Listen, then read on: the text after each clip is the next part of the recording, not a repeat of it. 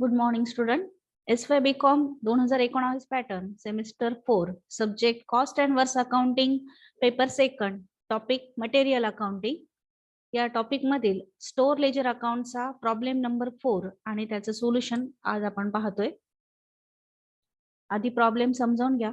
हा problem April 2008 या पुणे विद्यापीठाच्या परीक्षेला आलेला प्रॉब्लेम आहे 10 मार्कांसाठी.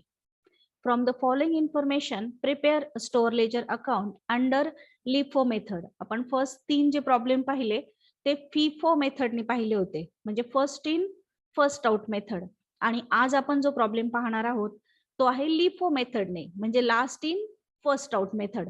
जे लास्टला आपल्याकडे स्टॉक मध्ये आलेलं आहे ते मटेरियल फर्स्ट प्रोसेस साठी इश्यू करायचं आहे. या प्रोसेसने आपल्याला LIFO मेथडने प्रॉब्लेम सॉल्व्ह करायचा आहे. तर प्रॉब्लेम साठी जे ट्रान्झॅक्शन दिलेले आहेत त्याचा सिक्वेन्स डायरेक्ट दिलेला आहे. डेट आणि पर्टिक्युलर असे 2 कॉलम आहेत. फर्स्ट 1/4/2017 ला ओपनिंग बॅलन्स आहे 50 kgचा आणि त्याचा रेट आहे 10 रुपये. मग फर्स्ट आपण ओपनिंग बॅलन्स पासून सुरुवात करणार आहोत. तर ओपनिंग बॅलन्स सुरू करण्यापूर्वी स्टेटमेंट आखून घ्या. वरती स्टेटमेंटला नाव द्या. इथे कंपनीचं नाव नसल्यामुळे आपण in the books of company असा शब्द टाकूयात. Store ledger account for the month of April 2017. डाव्या साईडला लिफो LIFO हा शॉर्ट फॉर्म आहे लास्ट इन फर्स्ट आउट या शब्दाचा. आणि उजव्या साईडला 4 लेवल्स लिहा. Minimum level, maximum level, reorder level आणि रिऑर्डर क्वांटिटी. त्यानंतर कॉलम आखा. पर्टिक्युलर, रिसिप्ट, इश्यूज, बॅलन्स आणि last one is remark. Then particular मध्ये आपण एकदाच जो महिना आहे तो महिना लिहून टाकणार आहोत, कारण की पुन्हा पुन्हा तो महिना लिहायला इथे पर्टिक्युलर मध्ये जागा नसणार आहे. मग तिथून पुढे आपण फक्त डेट्स टाकणार आहोत. आणि रिसिप्ट मध्ये आपण सब कॉलम करणार आहोत GRN number, means goods received note number, then quantity, then rate, then amount. Issues मध्ये पण आपण 4 कॉलम करणार आहोत. MRN number means material requisition note number, then quantity, rate and amount. आणि बॅलन्स मध्ये आपण 3च कॉलम करणार आहोत, क्वांटिटी, रेट आणि अमाऊंट. लास्ट कॉलम जो आहे तो रिमार्कचा असणार आहे. सपोज शॉर्टेज असेल, सरप्लस असेल, स्पॉइलेज असेल किंवा स्क्रॅप असेल तर त्याचा रिमार्क आपण रिमार्कच्या कॉलम मध्ये देणार आहोत. या पद्धतीने सर्वांनी स्टोर लेजर साठी स्टेटमेंट आखून घ्या. जेवढेच ट्रान्झॅक्शन आहेत तेवढे कॉलम आपल्याला तेवढ्या साईजचं जे स्टोर लेजर अकाउंट आहे ते आपल्याला लागेल. त्यानुसार कॉलम्स आखून घ्या. स्टेटमेंट आखून झाल्यानंतर फर्स्ट जे ट्रान्झॅक्शन आहे ते काय आहे पहा. फर्स्ट ट्रान्झॅक्शन आहे 1 एप्रिल 2017 ला. ओपनिंग बॅलन्स आहे 50 kg मटेरियलचा आणि त्याचा रेट आहे 10 रुपये. मग ओपनिंग बॅलन्स आहे म्हणजे मागची शिल्लक आहे ती आपण पुढे ओपनिंगला घेत असतो. म्हणून डेट मध्ये तारीख टाका किंवा पर्टिक्युलर मध्येच आपण तारीख टाकणार फर्स्ट. इकडे महिना लिहिलेला आहे म्हणून रिपिटेशन करण्याची गरज नाहीये. ओपनिंग स्टॉक पर्टिक्युलर मध्ये घ्या, ओपनिंग स्टॉक. त्यानंतर रिसिप्टचा जो कॉलम आहे त्या सर्व कॉलम्सला डॅश येईल. इश्यूजचे जे कॉलम आहेत त्या पण सर्व कॉलमला डॅश येईल. लास्टला जो बॅलन्सचा कॉलम आहे त्या बॅलन्सच्या कॉलम मध्ये घ्या. क्वांटिटी मध्ये 50, रेट मध्ये 10, दोन्हींचा गुणाकार करून अमाऊंटच्या कॉलमला 500. इथे तुम्ही क्वांटिटी जी आहे तिथे इन ब्रॅकेट केजी टाकू शकता, कारण की युनिट दिलेलं आहे केजीचं. तर तुम्ही इथे केजी टाकू शकता क्वांटिटीच्या कॉलम मध्ये. प्रत्येक ठिकाणी केजी हा शब्द ऍड करता येईल.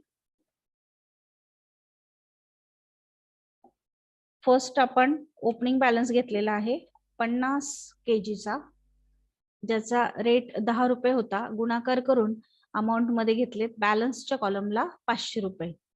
त्यानंतर सेकंड ट्रान्झॅक्शन आहे 2 एप्रिलला. इश्यू केलंय 30 kg मटेरियल. आता एकच ट्रान्झॅक्शन झालेले, फक्त आपल्याकडे बॅलन्स आहे.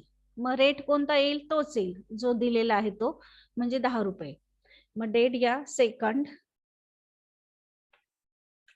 इश्यूज पर्टिक्युलर मध्ये आपण लिहितोय डेट सेकंड. इश्यूजच्या कॉलमला यायचं. 30 kg मटेरियल इश्यू करायचं आहे. रेट सध्या आपल्याकडे एकच आहे, त्यामुळे तोच रेट घ्यायचा. क्वांटिटी मध्ये 30, रेट मध्ये 10, गुणाकार करून अमाऊंटच्या कॉलमला 300. आता बॅलन्स काढायचा. 50 kg जे मटेरियल होतं त्यातून 30 kg मटेरियल प्रोडक्शन साठी इश्यू केलं. मग शिल्लक किती राहिलं? 20 kg. रेट तोच येईल 10, गुणाकार करून अमाऊंट मध्ये 200. याप्रमाणे आपण फर्स्ट आणि सेकंड ट्रान्झॅक्शन कंप्लीट केलं. त्यानंतर 4 एप्रिलला परचेस आहे 60 kg मटेरियल ऍट ₹11. मग तारीख घ्या 4th. परचेस असेल तर आपण रिसिप्टच्या कॉलमला घेतो. रिसिप्टच्या कॉलमला घ्या.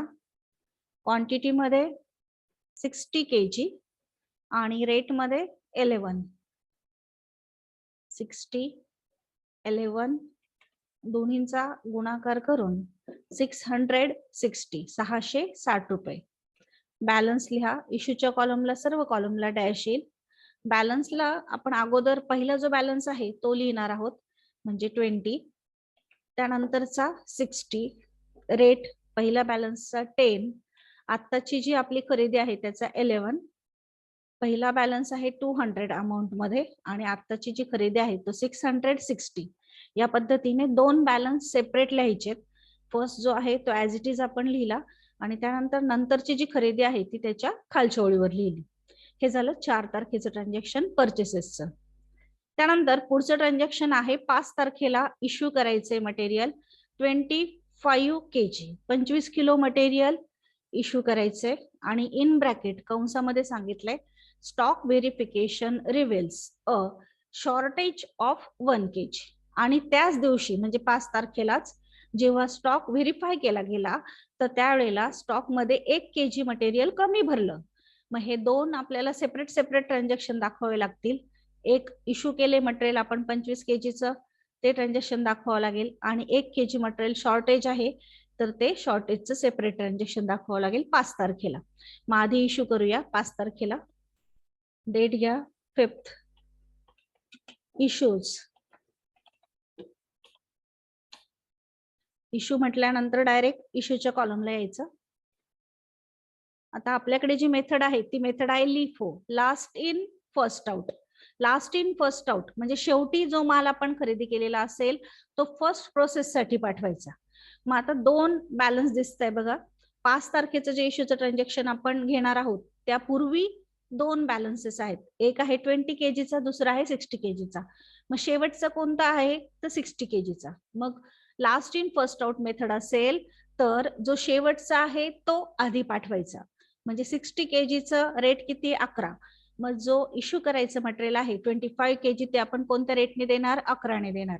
म्हणून क्वांटिटी मध्ये घ्या 25, रेट मध्ये 11, दोन्हींचा गुणाकार करा आणि अमाऊंटच्या कॉलमला घ्या 275. 25 गुणिले 11 केले, अमाऊंटच्या कॉलमला आले 275. आता बॅलन्स लिहिताना पहिला बॅलन्स आहे तसाच आहे 20, त्यात काही बदल नाहीये. नंतरचा जो 60 होता त्यातून आपण 25 इश्यू केलेला आहे. मग 60 मधून 25 काय करायचे? मायनस करायचे आणि मायनस करून जो शिल्लक राहील तो घ्यायचा, म्हणजे 35. रेट पहिल्याचा आहे तसाच आहे, दुसऱ्याचा पण आहे तसाच आहे. बॅलन्स पहिला क्वांटिटी आपण वापरलीच नाही त्यामुळे अमाऊंट तशीच्या तशीच राहणार आहे. नंतरची जी क्वांटिटी आहे ती मात्र आपण वापरली. मग आता अमाऊंटचं कॅल्क्युलेशन कसं येईल? एक तर तुम्ही 660 मधून 275 वजा करा तरी चालेल किंवा 35 गुणिले 11 केले तरी चालतील. दोन्ही पद्धतीने कॅल्क्युलेशन केलं तरी चालेल. मग 35 गुणिले 11 केले तरी चालतील किंवा 660 मधून 275 मायनस करा. कॅल्क्युलेशन करून बॅलन्स मध्ये आले 385. व्हेरिफिकेशन तुम्ही करून पाहू शकता. 275 आणि 385 ची जर तुम्ही बेरीज केली तर बेरीज बरोबर येते 660 रुपये. म्हणजे कॅल्क्युलेशन आपलं बरोबर आहे. पुन्हा एकदा समजावून घ्या. 25 युनिट आपण इश्यू केलेले आहेत आणि मेथड आहे लिफो. लिफो म्हणजे लास्ट इन फर्स्ट आउट. मग लास्टचा बॅलन्स पाहायचा. लास्टचा बॅलन्स 60 kg चा आहे तेवढ्यातून आपण 25 kg इश्यू करू शकतो, म्हणून एकच रेट वापरायचा 11 रुपीज. कॅल्क्युलेशन करून अमाऊंट काढली. बॅलन्स लिहिताना पहिला बॅलन्स आहे तसाच घेतलेला आहे. नंतरचा जो 60 kgचा होता त्यातून 25 kg मायनस केले आणि बॅलन्स आला 35 kg. Rate as it is राहणार आहे 11 रुपये आणि दोन्हींचा गुणाकार करून अमाऊंट मध्ये आलेले आहेत 385 रुपये. त्यानंतर सेम डेटला शॉर्टेज आहे 5 तारीख, म्हणून पुन्हा 5 तारीख टाका शॉर्टेज. शॉर्टेज म्हणजे कमी पडले. मग कमी जर पडले तर ते आपण इश्यूच्या कॉलमला दाखवतो. सरप्लस असतील तर ते मात्र रिसिप्टच्या कॉलमला दाखवायचे असतात. मग किती युनिट शॉर्ट पडले इन ब्रॅकेट दिलेलं आहे, तर 1 kg शॉर्ट पडले म्हणून 1 इथे घ्यायचे 1. आणि लिफो मेथड असल्यामुळे last in first out, last in first out. मग लास्टचा जो बॅलन्स आहे त्याचा रेट किती आहे 11, म्हणून 11 1 गुणिले 11 करून गुणाकार करून अमाऊंट आली 11. बॅलन्स लिहिताना पहिला 35 मधून 1 kg शॉर्टेज आहे म्हणजे राहिले 34 किंवा 35 मधून 1 मायनस करा. रेट जो आहे तसाच राहील 10 आणि 11. त्यानंतर अमाऊंट 200 आहे तसेच आहे, परंतु 385 मधून आता काय करावे लागतील 11 मायनस करावे लागतील. मग 385 मधून 11 मायनस करा किंवा 34 गुणिले 11 करा. कोणत्याही पद्धतीने कॅल्क्युलेशन केलं तरी उत्तर सेम येणार आहे. कॅल्क्युलेशन करून उत्तर आलेलं आहे 364. एक मिनिट, 374.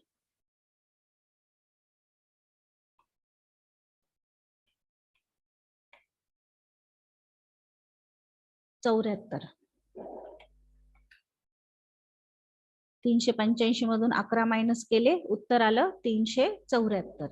आणि आता इथे रिमार्क द्यायचा शॉर्टेज.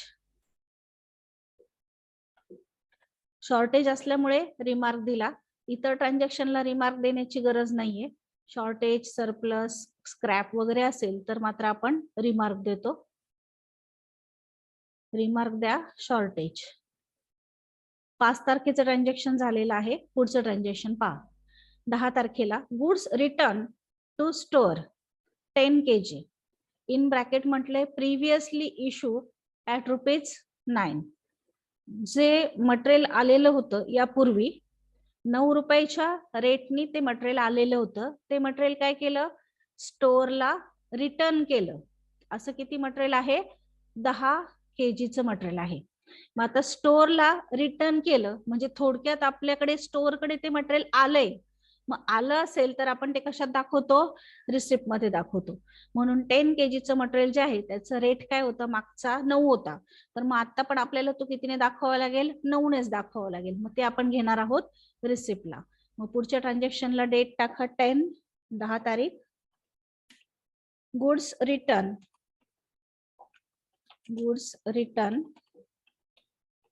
टू स्टोअर किंवा नुसतं गुड्स रिटर्न लिहिलं तरी चालेल.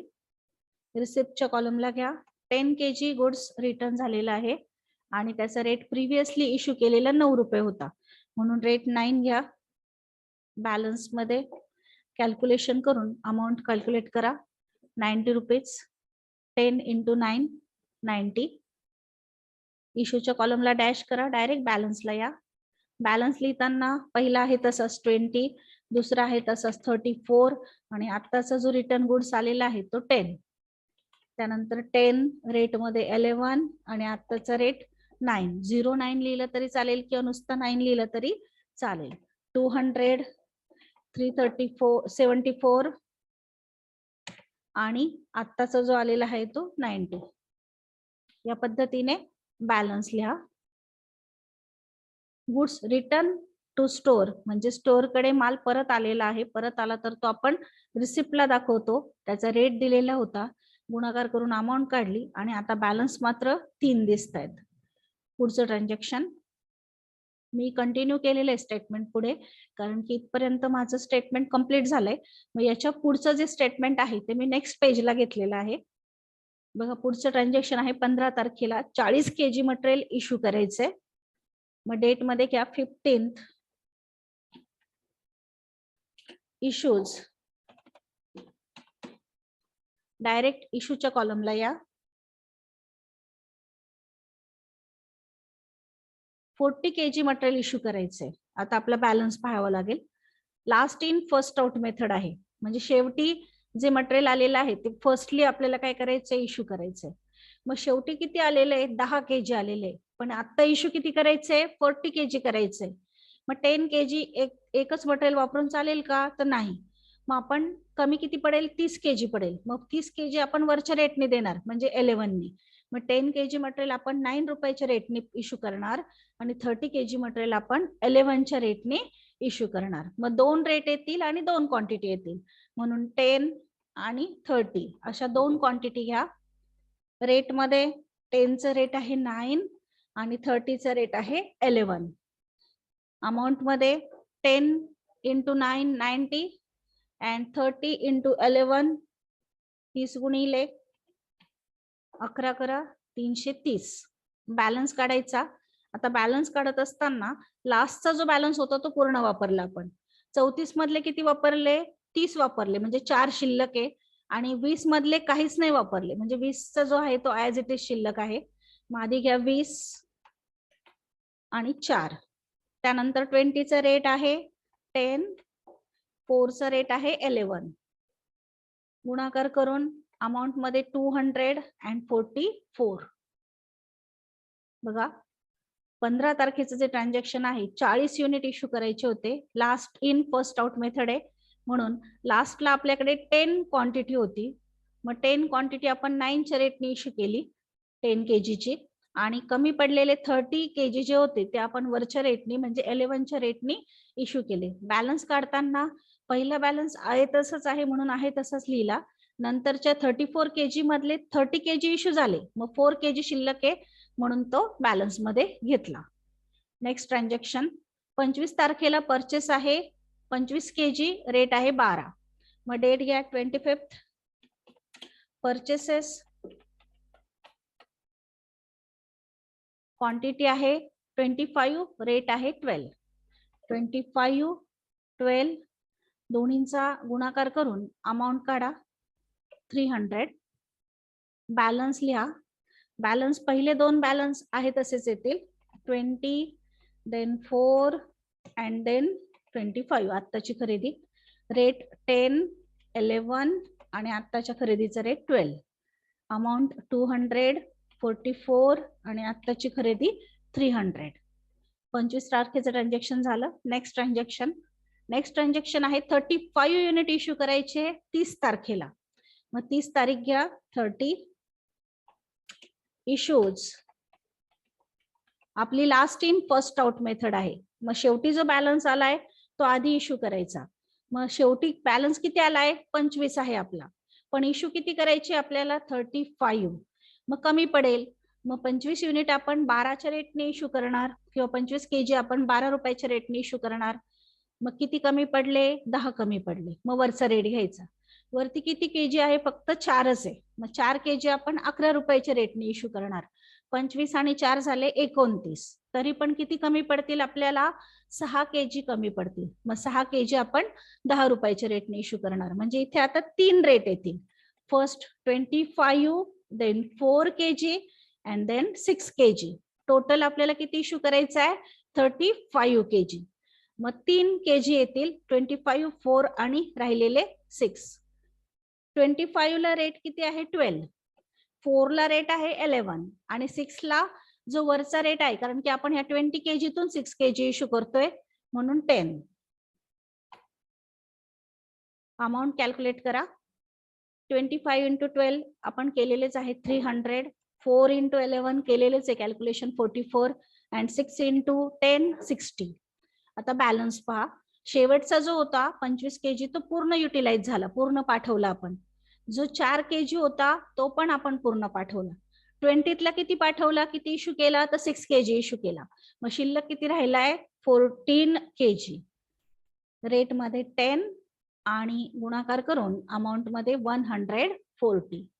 या पद्धतीने आपला स्टोर लेजरचा लिफो मेथडचा जो प्रॉब्लेम आहे, जो एप्रिल 2018 ला आलेला होता, तो कंप्लीट झालेला आहे. ओपनिंग बॅलन्स पासून सुरुवात झाली. लिफो मेथड असेल तर लास्ट इन फर्स्ट आउट, म्हणजे जो शेवटी बॅलन्स आहे तो आधी आपण प्रोडक्शन साठी पाठवत असतो. त्या प्रोसेसने आपण सर्व ट्रान्झॅक्शन केले. यामध्ये 2 नवीन ट्रान्झॅक्शन आले होते. एक शॉर्टेज होता 1 kg चा, ज्याला आपण रिमार्क दिलेला आहे शॉर्टेज म्हणून, आणि शॉर्टेज असेल तर तो आपण दाखवतो इश्यूच्या कॉलमला. त्यानंतर एक गुड्स रिटर्नचं ट्रान्झॅक्शन होतं. गुड्स रिटर्न टू स्टोअर, म्हणजे स्टोअरकडे माल परत आला, तर तो आपण रिसिप्ट साइडला दाखवलेला आहे. Last in first out method असल्यामुळे प्रत्येक वेळेला इश्यू करताना मागचा बॅलन्स पाहिला आणि शेवटी जे युनिट आलेले होते ते आधी इश्यू केलेले आहेत. या मेथडने आपण हा प्रॉब्लेम कंप्लीट केलेला आहे. Thank you. This is problem and here is solution. या पद्धतीने आपण चौथा जो प्रॉब्लेम होता स्टोअर लेजर अकाउंटचा तो कंप्लीट केलेला आहे. हा प्रॉब्लेम एप्रिल 2018 ला आलेला होता. थँक्यू.